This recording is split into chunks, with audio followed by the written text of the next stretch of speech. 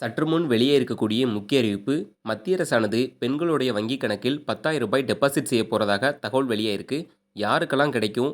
எந்த ரேஷன் அட்டை கிடைக்கும்? அப்படிங்கிற முழு தகவலையும் நம்ம தெரிஞ்சுக்கலாம். அதுக்கு முன்னால நீங்க இப்ப தான் நம்ம சேனலை புதுசா பார்க்குறீங்கன்னா மறக்காம சப்ஸ்கிரைப் பண்ணிக்கோங்க. அப்பதான் இது போன்ற பயனுள்ள தகவல் உடனுக்குடன் கிடைக்கும். சரி, வாங்க வீடியோக்குள்ள போலாம். வரக்கூடிய சட்டமன்ற தேர்தலை முன்னிட்டு ஒவ்வொரு கட்சியும் பணத்தை வாரி வாரி இறைக்கிறாங்க. ஏற்கனவே திமுக அரசானது பெண்களுக்கு ரூ. 5,000 டெபாசிட் பண்ணாங்க.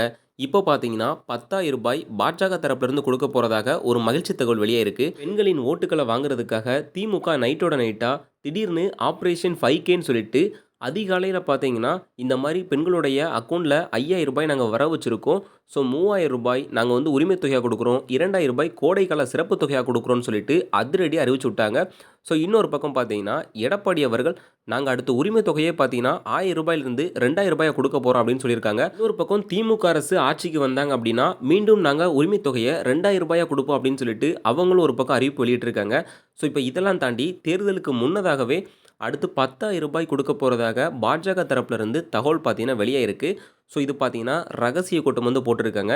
ஏன்னா அதிமுகவும் பாஜகவும் கூட்டணியில் இருக்காங்க. இந்த இடத்துல அதிமுக வந்து மீண்டும் ஆட்சிக்கு வரணும் அப்படிங்கிறதுக்காக ஒரு ஆப்ரேஷன் 10K அப்படிங்கிற மாதிரி இந்த ரூ. 10,000 வங்கி கணக்கில் ஒண்டி போணுச்சு அப்படின்னா பெண்களுடைய ஓட்டு பார்த்தீங்கன்னா கண்டிப்பாக விழும்.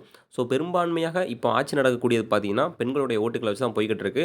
அதனால் மீண்டும் பெண்களை கவரக்கூடிய விஷயங்களில் நிறைய ஸ்கீம்ஸ் பார்த்தீங்கன்னா எடப்பாடி அவர்கள் அறிவிச்சிருக்காரு.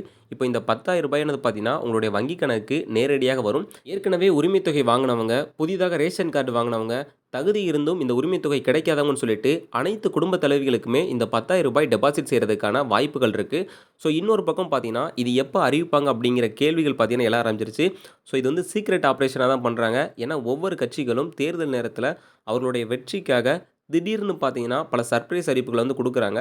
இப்போ மத்திய அரசானது பார்த்தீங்கன்னா இப்போ ஒரு ஈகோவில் பார்த்தீங்கன்னா இது கொடுக்குறாங்க. ஏன்னா ரூ. 10,000 வரைக்குமே கொடுக்கறதுக்கான சாத்தியக்கூறுகள் இருக்கான்னு கேட்டிங்கன்னா கண்டிப்பாக சென்ட்ரல் கவர்மெண்ட்லேருந்து இதெல்லாம் ஒரு அசால்ட்டான விஷயமா தான் இருக்கும். பாஜகவுடன் கூட்டணியில் இருக்கக்கூடிய அதிமுக மீண்டும் ஆட்சிக்கு வரணும் அப்படின்னு சொல்லிட்டு பலவிதமான நலத்திட்டங்களை தேர்தல் வாக்குறுதியாக அறிவிச்சிருக்காங்க.